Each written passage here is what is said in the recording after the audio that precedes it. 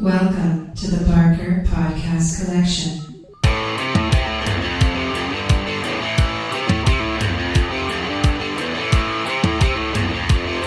I suck, you suck, I suck at Call of Duty.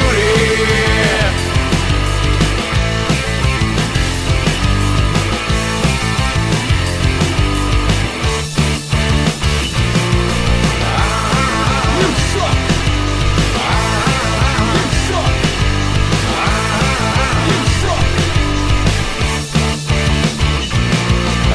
Welcome to the Not Playing Podcast. My name's Rob Howard, and this week I'm joined by Iain Bruce and Adam Scott. Hello.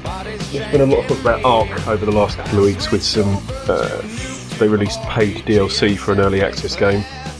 I understand why people are up in arms, but you know, I don't really have a problem with it, to be honest.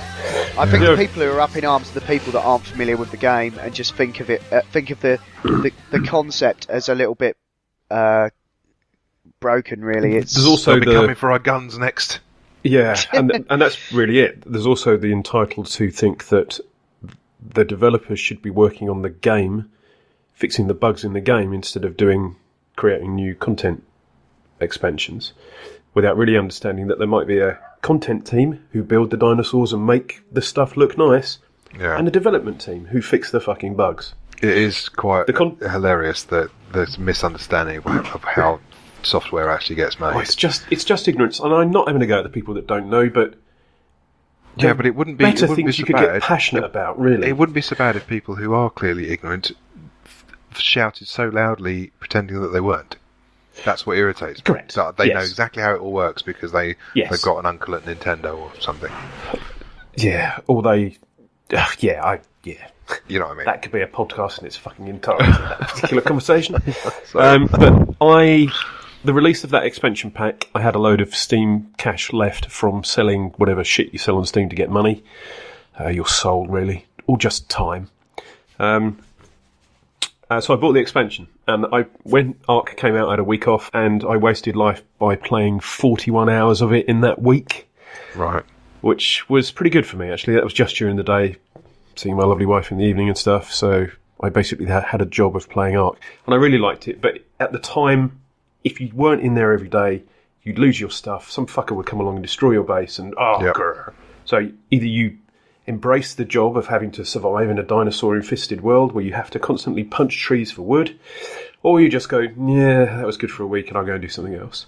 The Scorched Earth expansion, which takes the same basic gameplay and sticks it in a very deserty type environment, basically a scorched earth, where the previous one is an island with slightly different biomes. There's a cold one and a bit of beachy shit. Wow. This was Scorched Earth. It's just a desert. And I went in and gave it a go. I really gave it a go, but I'm so out of practice with the game, I just couldn't remember how to do anything. So I was basically running around up to people's bases and going, help, I was just running around trying to figure out what the fuck I'm supposed to do. It's not a complicated game. It's basically Minecraft with dinosaurs. Right. Looking substantially less blocky. But I had no clue. The Ark bug had bitten a little. So I went back to the vanilla game, and now they've got PvE servers where it's just you against the environment, and PvP servers where the scummy filth of the internet go to ruin your fun. I went with the PvE server. I've played it quite a lot this week, and I'm really liking it. Everybody's friendly. There's no, you can't build your shit there, it will get in the way of mine. I'm just having really good fun with it. But I played it on not the map from before, which was just a big island, a bit like Chernarus in DayZ and stuff. Yeah. It's like a series of very small islands. It's a bit like the Philippines with massive rocks coming out the top.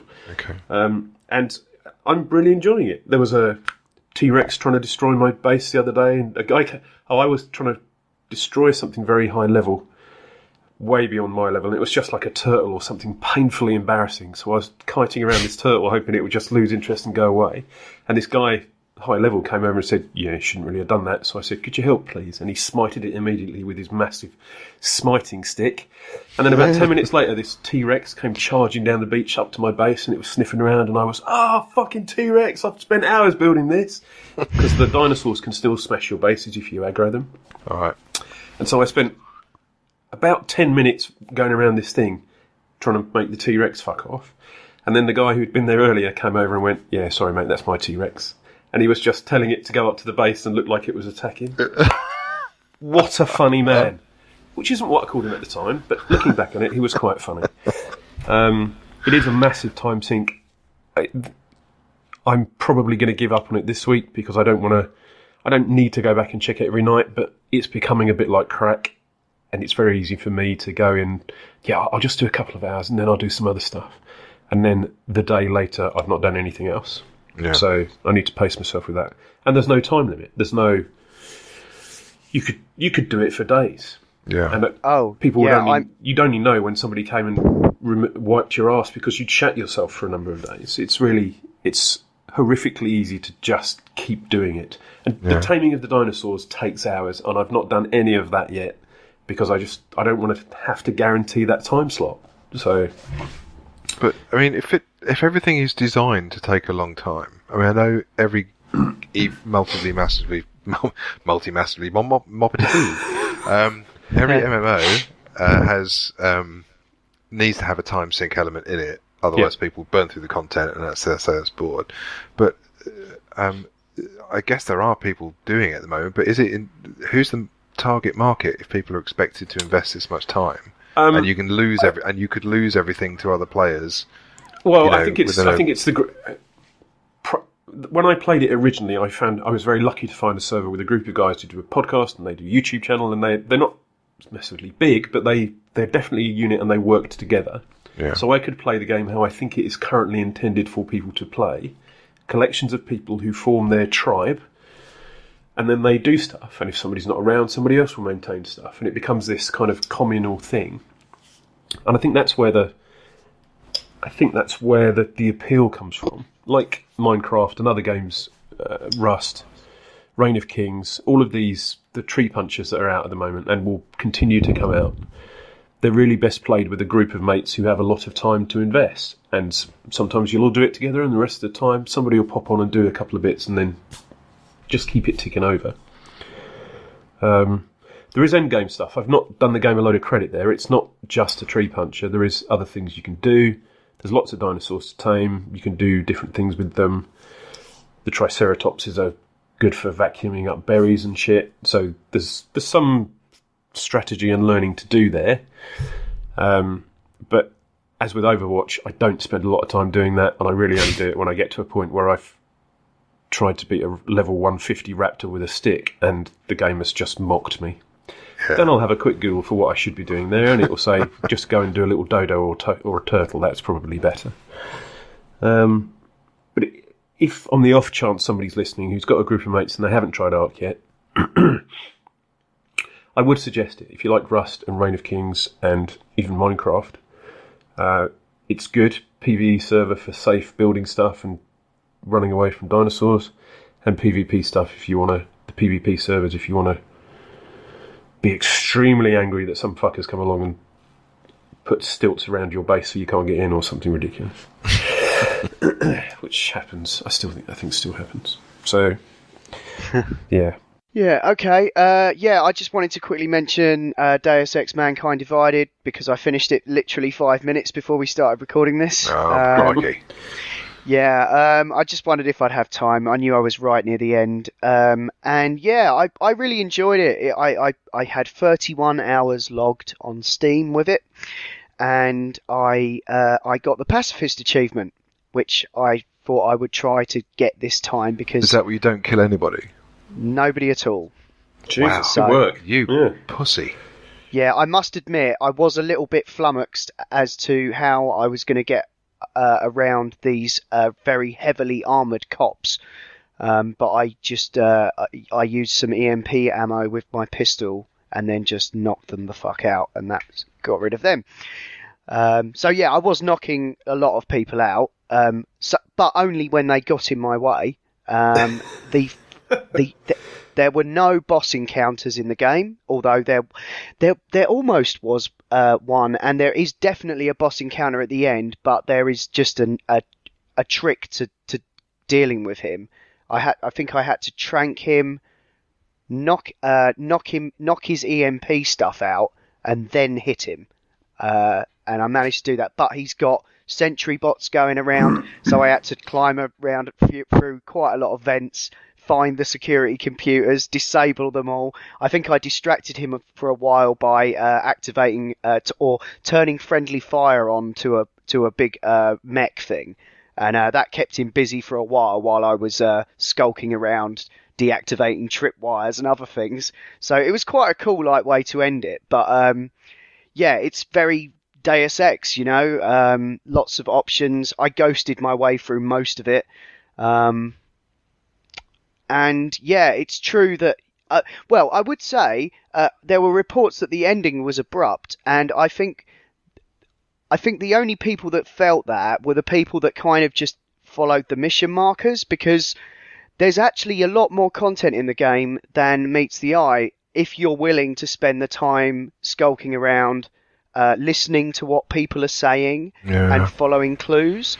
Yep. Because you've got you have your main missions, and then you have side missions that are quite sort of well signposted rather.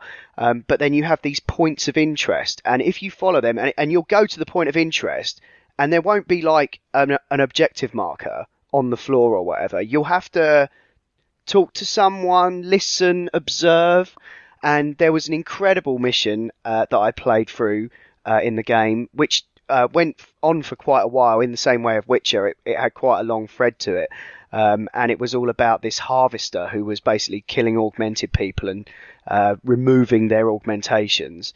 And there was a cool police chief who was a bit bumbling, who you talked to, and you sort of offer to help, and you're going around, and I'm using my detective mode to like look for clues, and I went and interviewed some suspects, and I was just like, I am so in this world. It's so well done.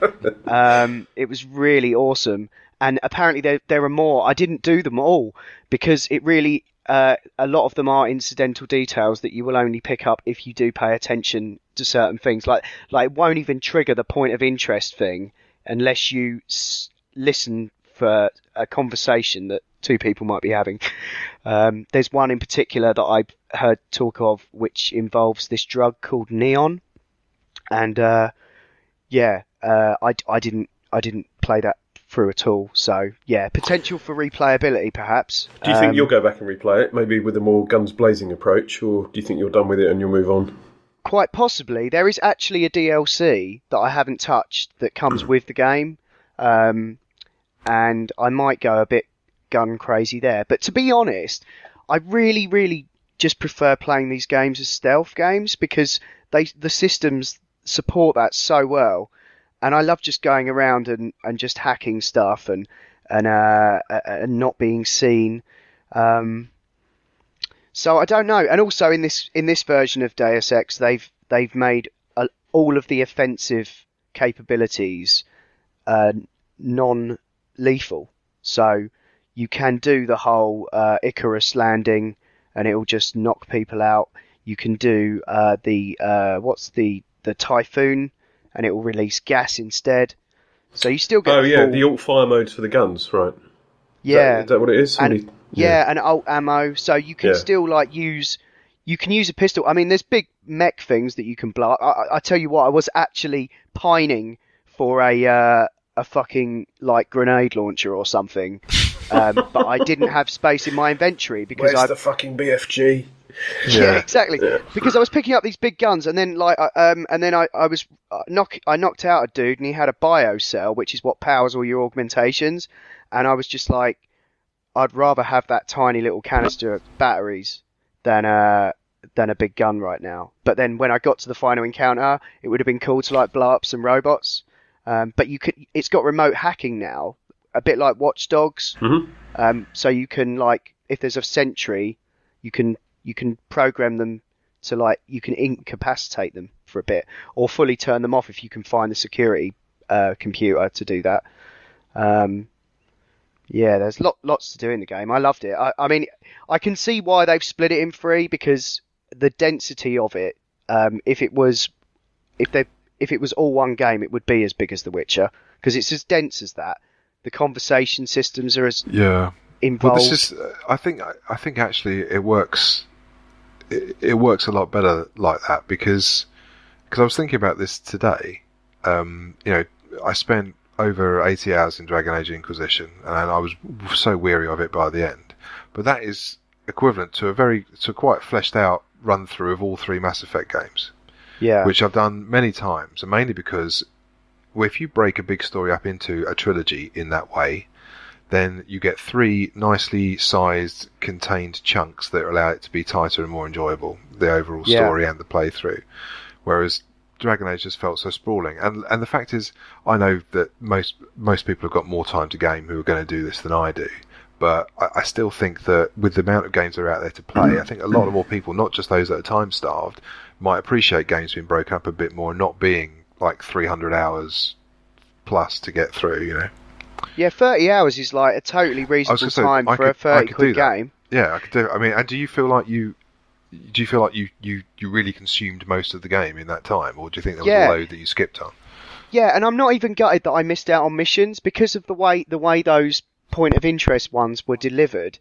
It was like, I didn't pay attention. I was distracted with something else, and it wasn't like, I feel like I've been shortchanged because I still got 30 hours out of the game, and that's a totally fine amount of time. And the fact that I know that I missed out on stuff is making me more compelled to go back and replay it again. Yeah, I'd much rather have 30 fun hours than 80 tedious ones. Christ. Yeah, I really enjoyed it. It might be my game of the year, which is pretty predictable for me because I love the Deus Ex games. I might not even wait to the Steam sale to get that. I might even get it when it's only like £10 off. I know.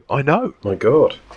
Yeah, I think I picked it up on CD keys. You presented that really well, Rob. Actually, I played a bit of Human Revolution. I'm fairly sure I bought that for a £5 or something, and I was just But I've seen some gameplay of this, and you've piqued my interest. That's pretty good. It's 25 quid on CD keys right now. Yeah, not so much.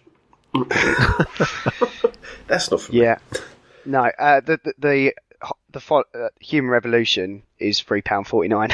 Yeah, but it's 5 years old. But it still looks good, I think. I wouldn't say this. I mean, some of the visuals in this, especially the depiction of Prague, is fantastic.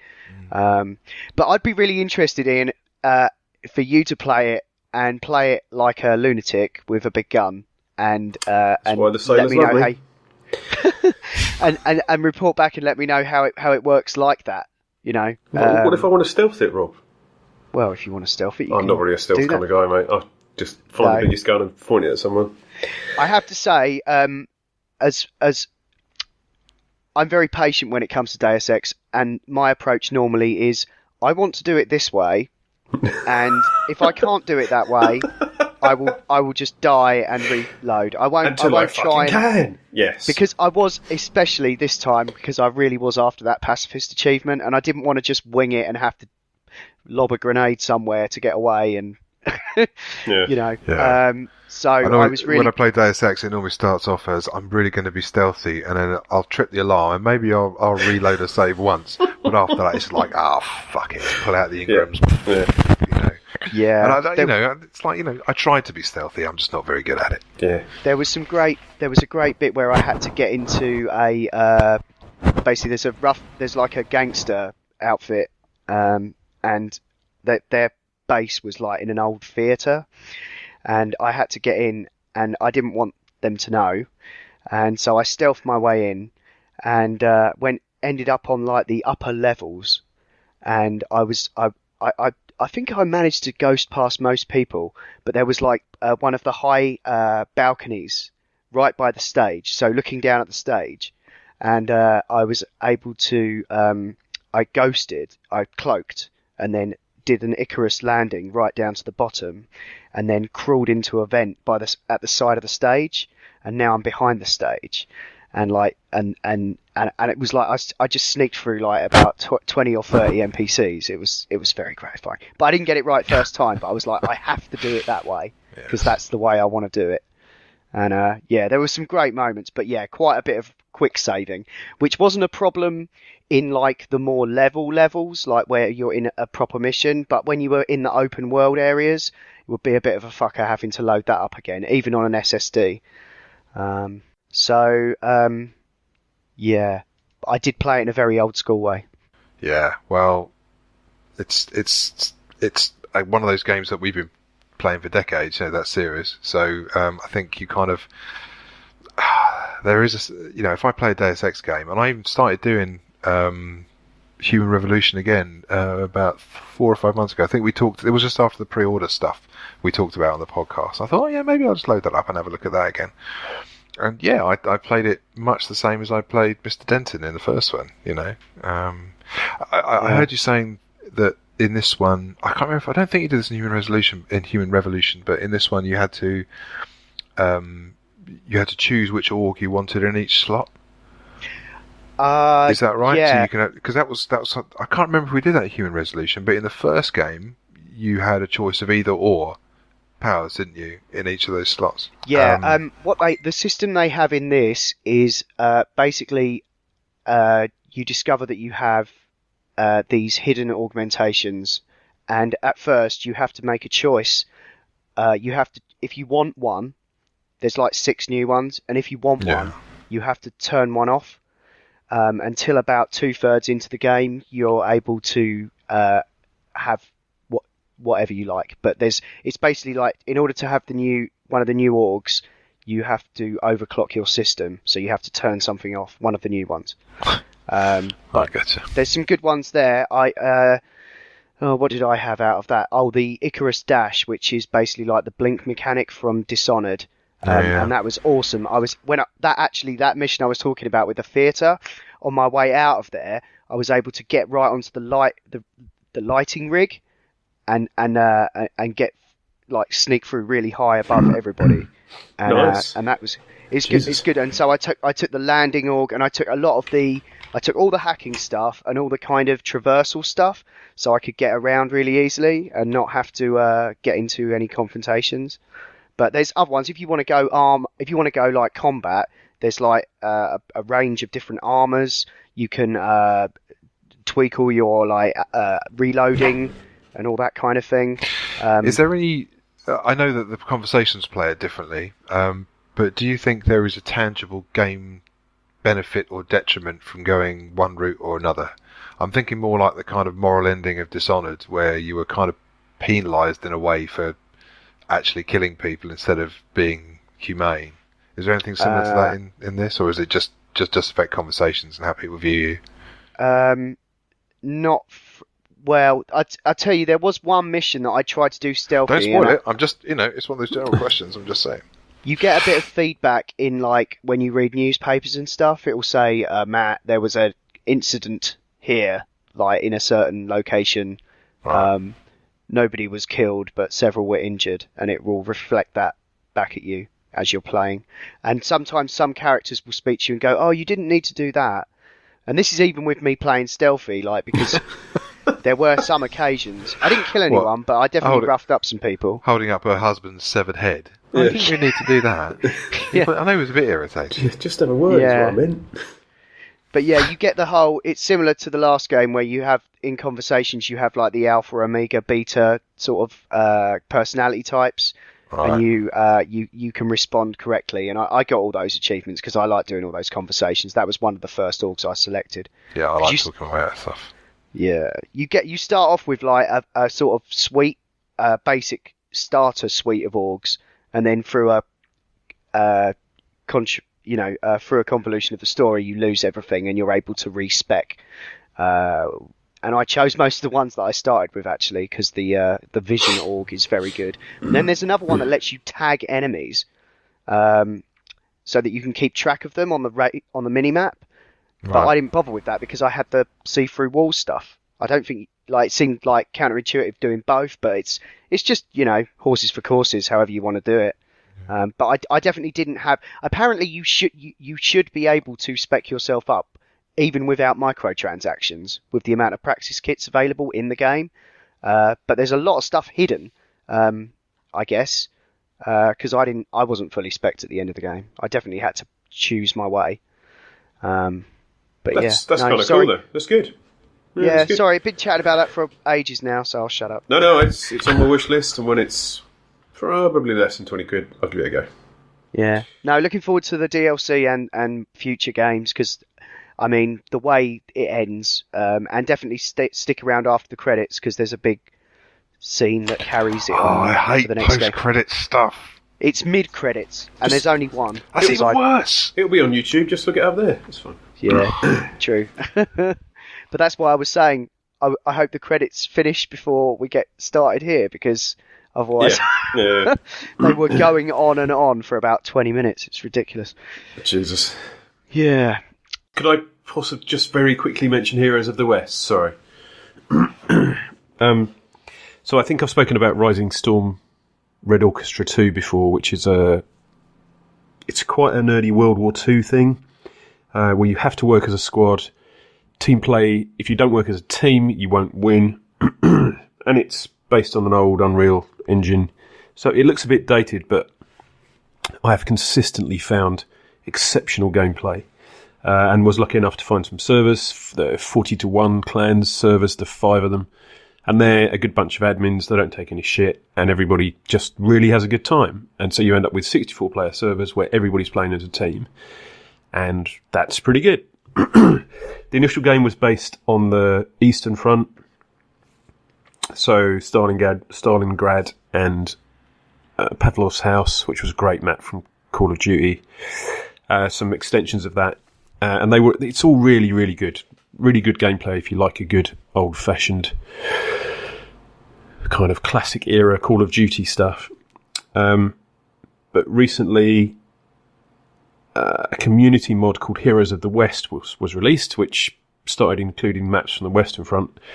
All of the maps from Band of Brothers, which I understand is a TV series and book, not a video game, but all of the locations there. Carentan's there, Bocage is there.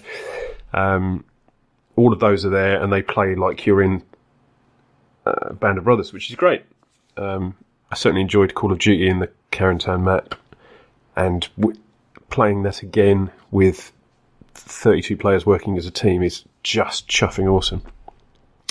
But we were talking earlier, or last week, or next week, about team play and that kind of thing, and I think what I miss most about games at the moment is there is no... It's very rare, or infrequent, not as frequently as I used to, do I spot things and go, the game didn't make that happen, the people playing it made that happen. Yeah. Mm. The game provided the stage, and everybody just got in and did their own shit, and holy balls, look at what happened. GTA 5 does that exceptionally well, but it is that kind of circus playground type thing. And this does it as well. An example that I want to give before we wrap up for this week, or move on to next week, is there is a Omaha Beach map now, which was a great... loads of games have done that. There was a BF2 mod that had that. Call of Wolfenstein's had that as well, didn't it? Yeah, Call of Duty had good versions of it, but this has... the beach is fucking enormous. It is not 20 feet. It is probably 600 yards. It's a big old beach, and the Germans are entrenched, and it's just... it's probably how it was. Don't wish to belittle. It's not comparable to a video game, but it's certainly a challenge. And voice comms is a very prominent thing in this, and once somebody starts, everybody joins in and works as units and stuff, which is awesome. And we were on our little landing craft heading to the beach, and I was in the same boat as the team leader. There's a tier system, a team leader, commander for the team. Squad leaders manage their own teams, and I was in the same boat as the team leader, and he was giving this rousing speech about we've got to push them back, and he was kind of role-playing it, actually, and that was really awesome. And then the door dropped on the landing craft, and we were all dead, because we'd been blown out. So, that's... I've not really... very realistic war shooter. Absolutely. Yeah. But then you spawn in it, and you can pop smoke to cover you, and you get to move forward. It's not impossible to get off the beach. But that kind of stuff, and especially there's the Rising Storm expansion for Red Orchestra 2, which is a Vietnam kind of mod. Not the same as Rising Storm 2, which is a Vietnam game.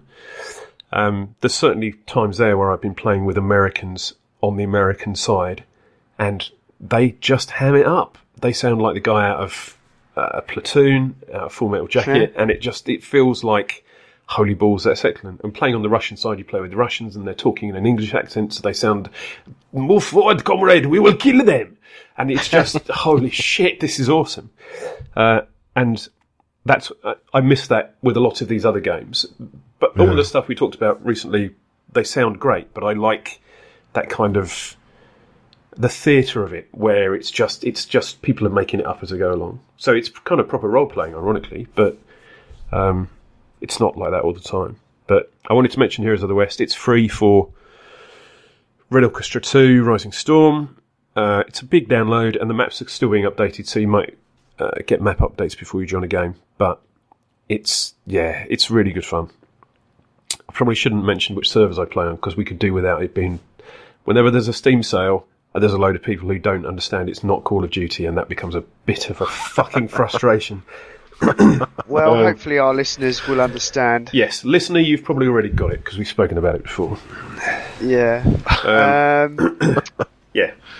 Yeah, sounds pretty cool. Well, I've put it on my wish list, so I'll see what happens. If it comes up, I may pick it up. You would need Red Orchestra 2 to get the Heroes of the West stuff. That's the one I've put on the wish list. Great. So yeah, it doesn't look too pricey actually. It's £15, I think. But it also has a base massive game. It's a massive learning curve. Not massive, but it requires a little bit of attention to not go, I just keep dying all the time. And that's why I thought of you, Adam, because you're very good at going, well, there's a pile of bodies there, I'm not going to go that way. Whereas noobs in this will go, oh, that seems to be the way to go. Oh, I'm dead. I'm deaded. So yeah. A little bit of tactics will go a long way. Eventually, it's just I normally find that pile of body contains like 3 or 4 versions of my own corpse. Then I'll suddenly remember that maybe that's not the way to go. Yeah. Okay, fair enough. Okay, that's it.